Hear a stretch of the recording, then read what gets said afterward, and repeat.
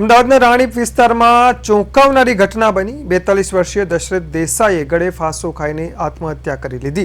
મૃતકે suicide નોટમાં પત્ની પર ગંભીર આક્ષેપો કર્યા છે। તેણે જણાવ્યું કે પત્ની સાથે અન્ય પુરુષો સાથે સંબંધો હતા, જેને કારણે ઘરમાં વારંવાર ઝઘડા થતા હતા, ઘરેલું તણાવ વધતો હતો।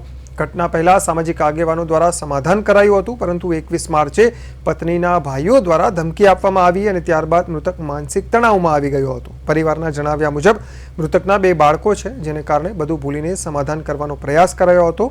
રાણીપ પોલીસે દુષ્પ્રેરણા હેઠળ ગુનો દાખલ કરી કાર્યવાહી હાથ ધરી છે। મૃતકના ઘરમાં સીસીટીવી અને મોબાઈલ વિડીયો ફોરેન્સિક તપાસ માટે મોકલવામાં આવ્યા છે। પરિવારે સરકાર અને ન્યાયિક તંત્ર પાસે ન્યાયની આશા રાખી છે અને આ ઘટનાએ સામાજિક અને પારિવારિક તણાવની ગંભીરતા પર પણ પ્રકાશ પાડ્યો છે।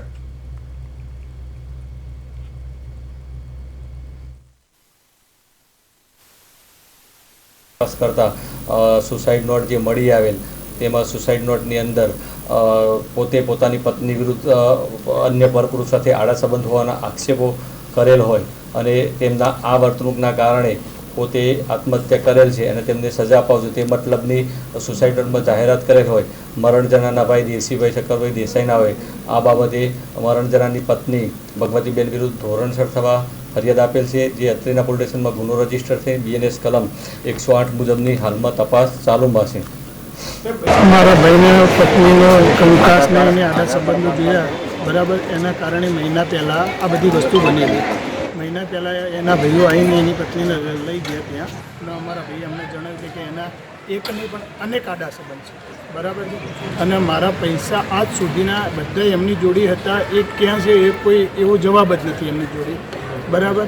25 લાખ રૂપિયા કે મારા ક્યાં છે, ક્યાં વાપર્યા, શું આપ્યા, કોને આપ્યા, કશો કોઈ જવાબ નથી। એટલે એના ભાઈ આવીને ત્યાં લઈ ગયા। પછી અમે દાગીના અમારા સંબંધમાં એવું જાણવા મળ્યું કે બધાના દાગીના કોઈના પહેરવા માગ્યા કે એ રીતે માગ્યા, એટલે અમારા સંબંધી એવું કીધું કે અમારી જોડી બી દાગીના લઈ ગયેલા છે બરાબર, અને પ્લસ ઘરના દાગીના હતા।